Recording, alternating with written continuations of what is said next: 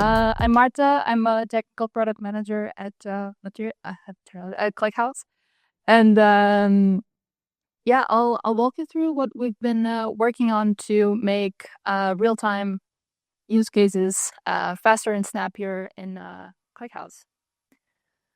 So let's just take a quick step back to understand how the concept of real time analytics has evolved over time. So in the 90s, if you wanted to know how many people visited your website, you would have something like this. So like just a simple counter on your website. I think we're all old enough to remember what it feels like to constantly refresh this to see if the numbers would really go up. And if you were really lucky, you might even win a free iPod. So we've come a long way since then, and like we're seeing with our customer testimonials, now we want to understand everything. So knowing that someone is visiting your website is no longer enough. You want to know where they're coming from, what they're doing on our website, how they're behaving, and you want to understand that now.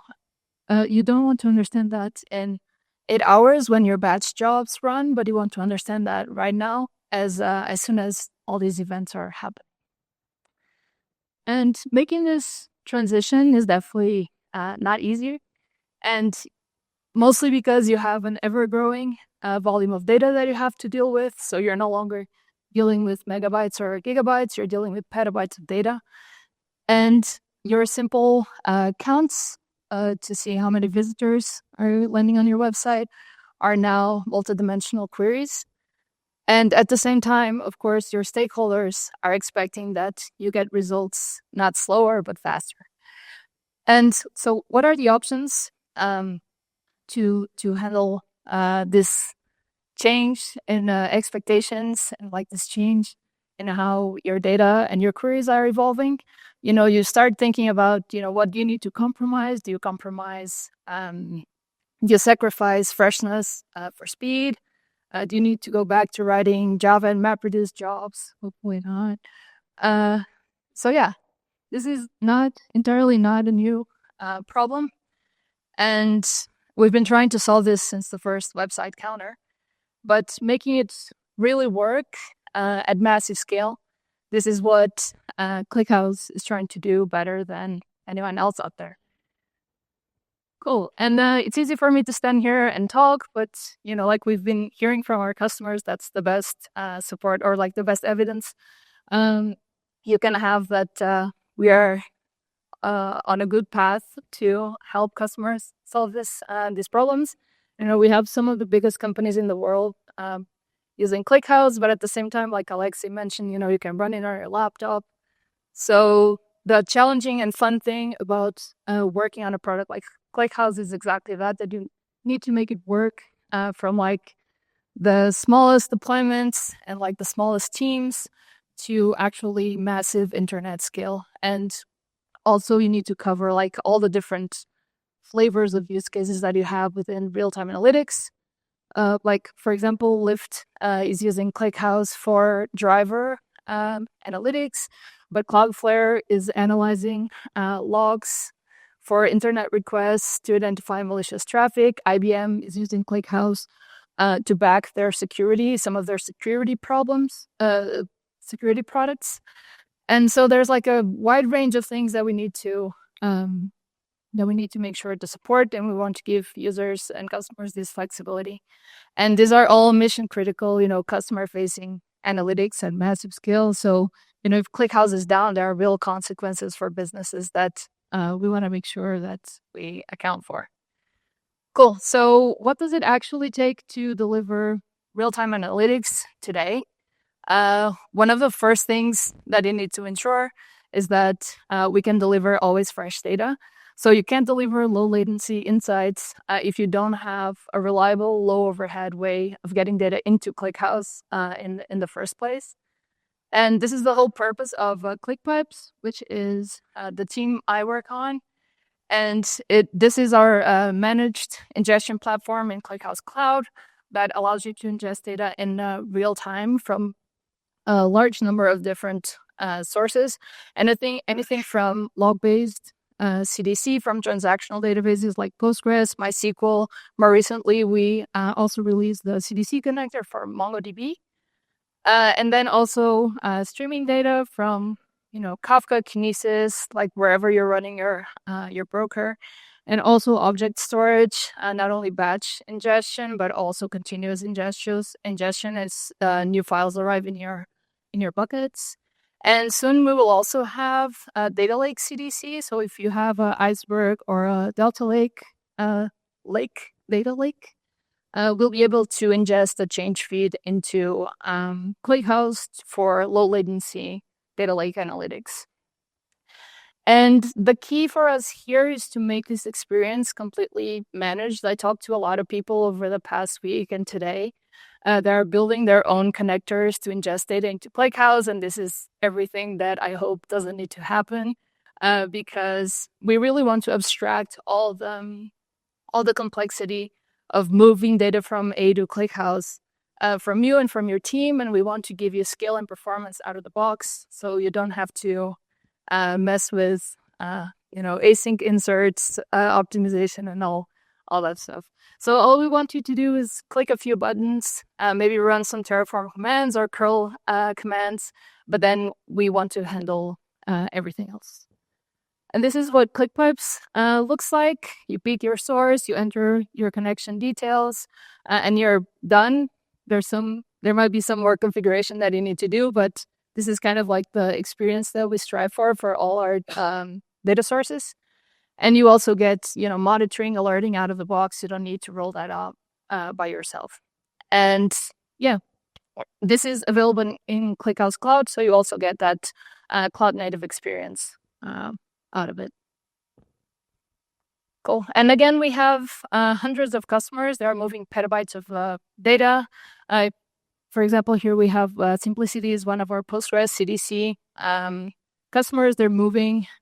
They moved 60 terabytes out of their Aurora databases and are doing 10 plus billion updates per month, and they're running their pipelines with millisecond query latency. And we have always fresh data with ClickPipes. So what's the second step? We need blazing fast queries. And Alexei already hyped up ClickHouse, so I don't need to do that as well. But this is kind of like the bread and butter of ClickHouse. And it really is architected and optimized to squeeze every bit of performance from whatever hardware you throw at it. And at the same time, it's very aggressive about compression to give you like really good storage efficiency, also like cost savings.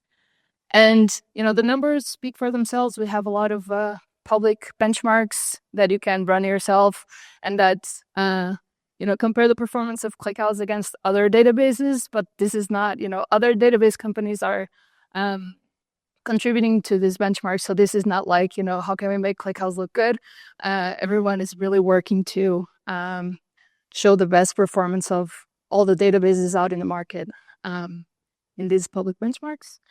And the best part is that this is all available in an easy to use, familiar interface. So you don't need to write Java, but you can just write SQL. And we also have an ecosystem of integrations that makes it really easy to get ClickHouse in your existing architecture and making sure it integrates with the rest of your existing architecture.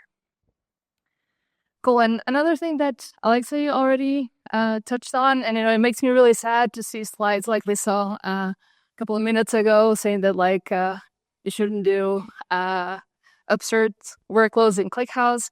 So something that our core engineering team has been working on for the past couple of quarters is really making sure that we can efficiently handle data or workloads that are not append only. And to complement what we heard before, since we released lightweight updates, we have already made it up to 1,000 times faster than the mutation, than the original mutation approach. And we're, of course, trying to make sure that we can improve the performance of updates and deletes with a minimal possible impact on the query latency. And we have like a really interesting blog post that goes very deep into how we're making this work and like the plans that we have to make this even faster. And also, Kevin from my team is somewhere here, has also been benchmarking how we can use this for to complement our CDC connectors, because of course CDC workloads rely a lot on change data. So, all right. Of course, like the one other thing that is very important for real-time analytics is joins. And Alma Kamerva got I already told you, you hear well, you talk on that.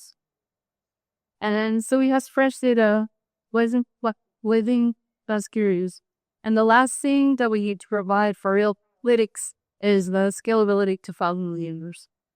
And the way we're doing this is, we have, you can deploy ClickHouse in very good ways, but the way that we are offering that allows you to really scale database is by house code. And one of the main things, or one of the main characteristics of this architecture that makes it easier to scale, is that it separates compute and storage. And, data lives in blob storage, depending on which cloud provider you're in. The compute nodes are completely stateless, and this means that you can scale up when your traffic spikes, you can scale down when it drops, and you only pay for the compute that you actually use. So you don't need to over provision your cluster for your peak load. And and so the problem with this is great. Compute storage separation is amazing, but while blob storage and S3 is cheap, round trips to S3 are slow. And so we've been working on how we can close the gap of making performance in cloud as close as possible to a bare metal deployment. And one of the things that we released in beta that improves query performance in ClickHouse Cloud is parallel replicas. And what this is that ClickHouse will run your query on a single node. And with parallel replicas, what we can do now is actually fan out the query execution to all nodes that are available in ClickHouse. So if you add 10 nodes to your cloud deployment, you get 10x faster queries.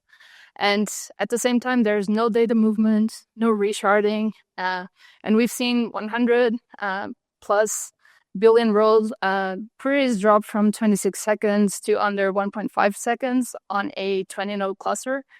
And what we want to give you really is interactive speed at massive scale. And for now, this is, again, like we have a very in-depth blog post about this, but this now applies to aggregation. So like to aggregate queries. It's like, I think we have like 170 aggregation operators, and you can accelerate those queries now using parallel replicas. In the future, we'll also be able to distribute more complex queries, like queries that include joins. But for now, this is in a beta. If you are using ClickHouse Cloud, you can try it out. This is also available in open source, though of course in open source, the story is a little different if you're deploying this yourself, because you don't have that nice shared storage that just allows you to not have to deal with resharding and all those things. And the last piece is something that is also now in private preview in cloud, which is distributed cache. And again, like I was saying, round trips to S3 are expensive. So a round trip can take anywhere between 50 and 100 milliseconds.